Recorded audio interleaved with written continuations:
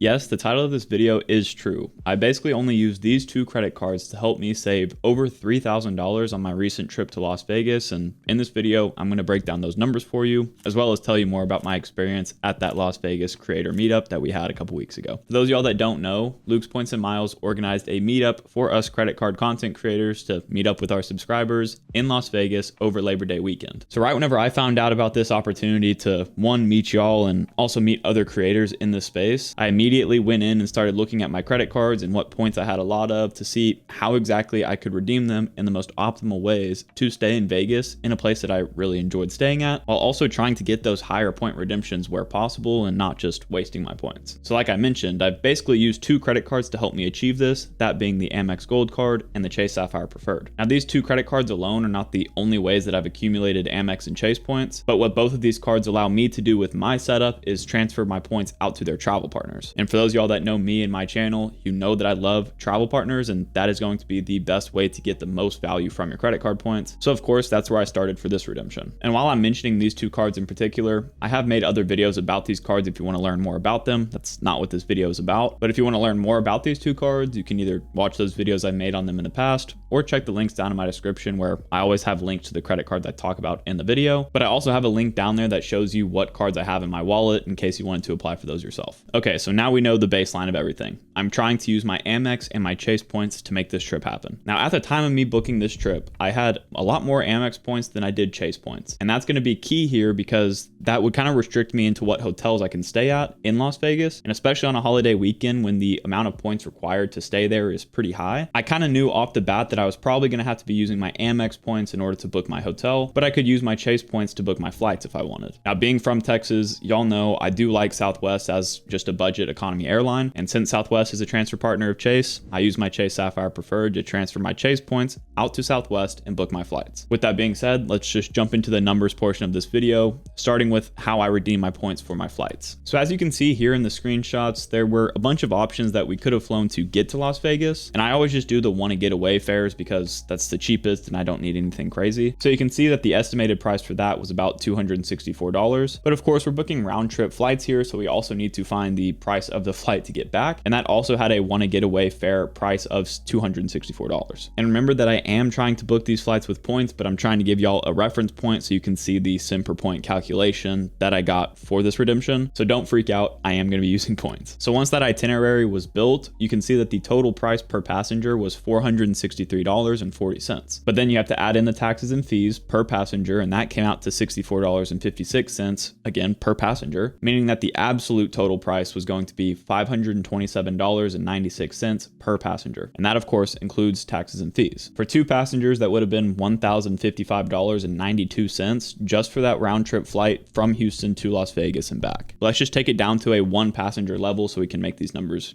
make sense here. What I was able to do was transfer my Chase points to Southwest, and all I needed to book this flight that was, $527 or whatever, was only 33,445 Southwest points. On top of that though, there were $11.20 of fees for that round trip flight. So we're going to take that into consideration for our cent per point calculation. Now that we have both the final dollar cost of that flight, as well as the amount of points it would take to book that flight instead, we can come to that cent per point calculation. And I'm going to show you exactly how to do that. If we take that total price per passenger, if you paid in cash of $527.96, including taxes and fees, we'll be dividing that by that 33,445 Southwest points to book the same flight. But don't forget that on the top of that equation there, we need to subtract out that $11.20 in taxes and fees we paid by paying in points. That way we have an actual accurate cent per point calculation at the end. With that math being done, we come out to a final cent per point value for these Southwest flights of 1.55 cents per point. Now I know you might think that this is not a good redemption and that you need to be getting at least 2 cents per point with your Chase points, blah, blah, blah. Let me tell you that my whole philosophy on credit card points is that I want to use them to my advantage to help me travel for free or pretty dang close to it. And my real minimum floor is only ever going to be like 1 cent per point. I guess with my Chase points, it's 1.25 cents per point since it does give me a 25% boost in the travel portal. But considering I'm still getting more than that by doing this redemption with Southwest, it's a good redemption in my book. All I know is that I didn't have to pay that $1,000 out of my pocket for these flights. I just got to use my points, which I accumulated by,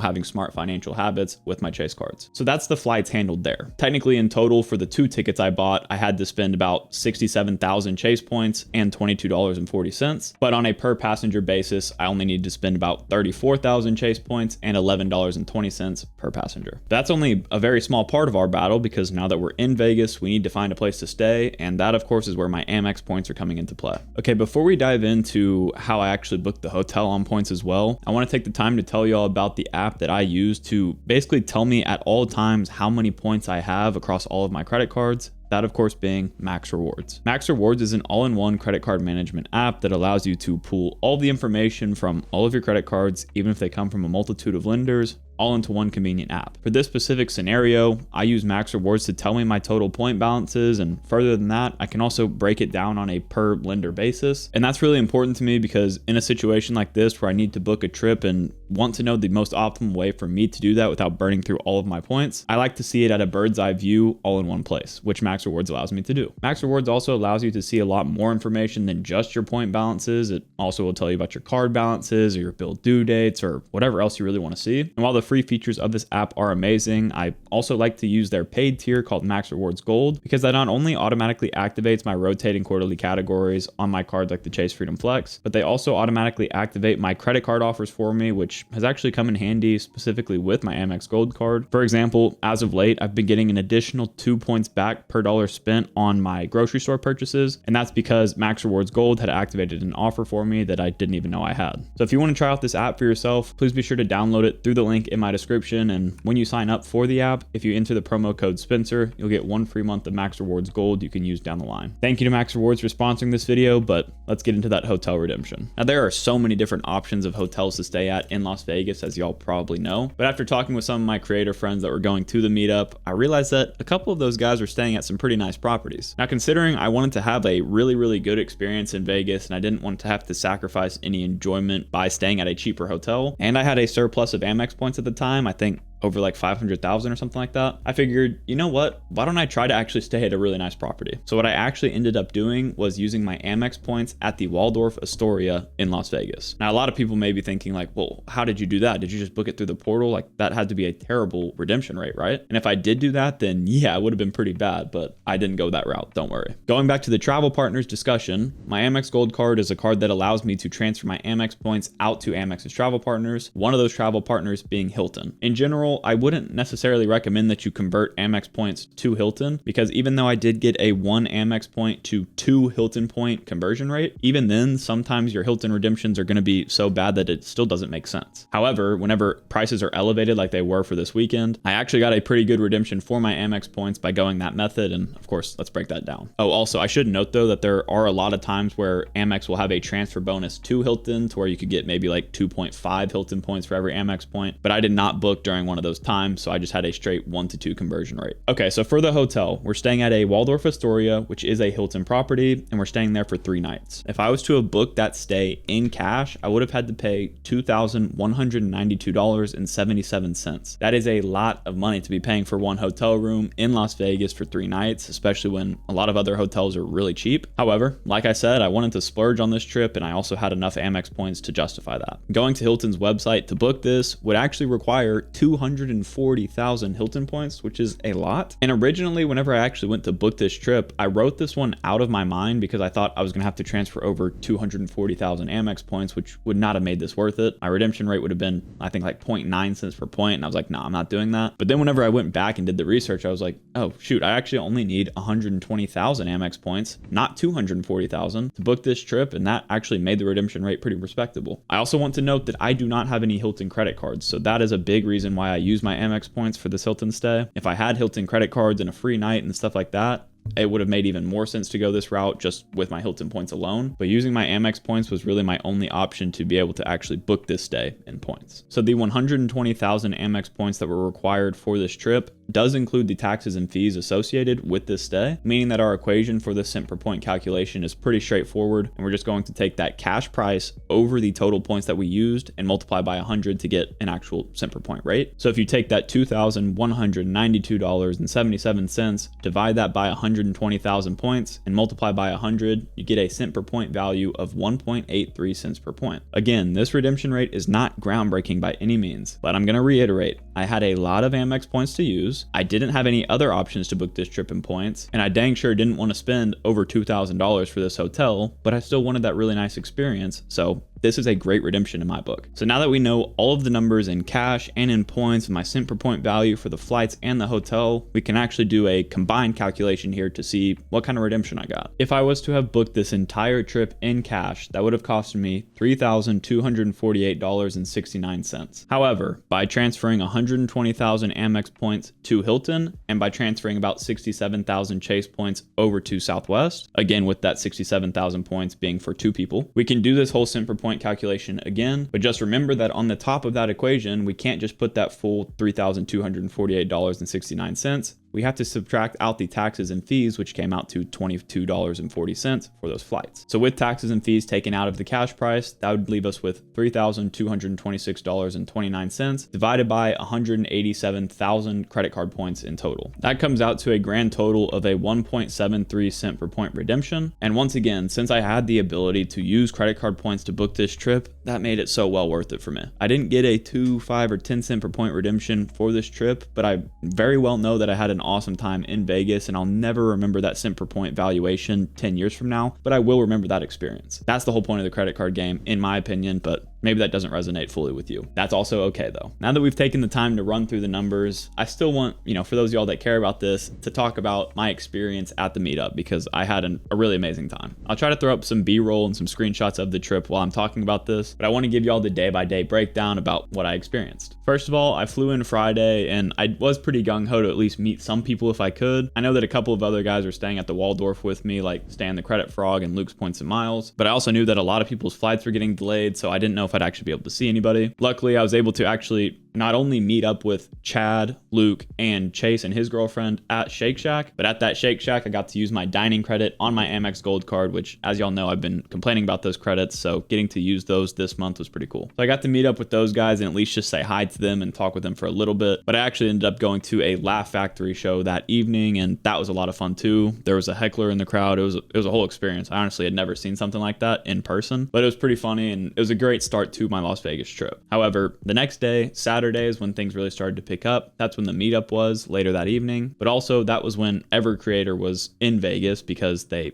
eventually got in Friday night really late if they had to, or earlier in the day. So Saturday basically just started with me waking up right away and going to meet up with guys. We decided to first meet up at the Aria, which is where Chad was staying, but me, Luke, and Stan were in the Waldorf, so that was literally just right next door. So us 4 right there also got to meet up with Joshua Butler in the Aria, and we decided to kind of just go start walking around at that point. During that morning, we basically just had Stan the man walk us around Vegas because he's been there a lot and kind of just got to treat us as like the dad of the group. But we walked through a lot of the malls and just some of the casinos and stuff like that pretty close to the Aria. And after walking around a bit, we decided to grab a drink at the Blue Moon Bar. And while we were sitting there, we got joined by JP Knowledge as well as RJ Financial, which made this group even bigger, but really awesome. And of course, we just started kind of kicking it, just talking about whatever. And down the line, Matt Welter and his wife showed up and we got to talk with them a bit, as well as Eric Gao and his whole entourage that was with him. So it was just a really cool experience to have that many people that I talked to on a consistent basis in the exact same place in person. But I mean, I just had a blast that morning, and I knew that was only just the beginning because we had the creator meetup later that evening. Since this video is getting kind of long, we can go ahead and just fast forward to the creator meetup itself. And luckily, Chad made a video about his experience already, so I'm going to read off all of the people that we got to see there. And I'm sorry if I leave anybody out, but there were just so many great people there that it's hard for me to remember. And honestly, I didn't take many pictures at all. I kind of have all my pictures from other people at the trip, which is a bit of a fumble on my part, but hey, I was just trying to live in the moment, I guess. So to name most, if not all of the creators I got to see while I was there, I got to see JP Knowledge, Juan Pablo Gonzalez, Joshua Butler, Luke's Points and Miles, Chase Yokoyama, Eric Gao, Caesar Joel, Sledge from the Sledging Team, Dugras Reports, CJ, Calby, Anthony Venture, RJ Financial, Matt Welter, Stan the Credit Frog, Manning Covington, as well as Ask Sebi and his partner Mandy from Mandy Roams. It was honestly awesome to see them show up to this, considering we were a lot of smaller creators in this space, but it just goes to show his and her character and coming to just be a part of the community, which I thought was awesome. I'm a big proponent in the fact that a rising tide lifts all boats in this credit card space, and I don't like when people aren't exactly,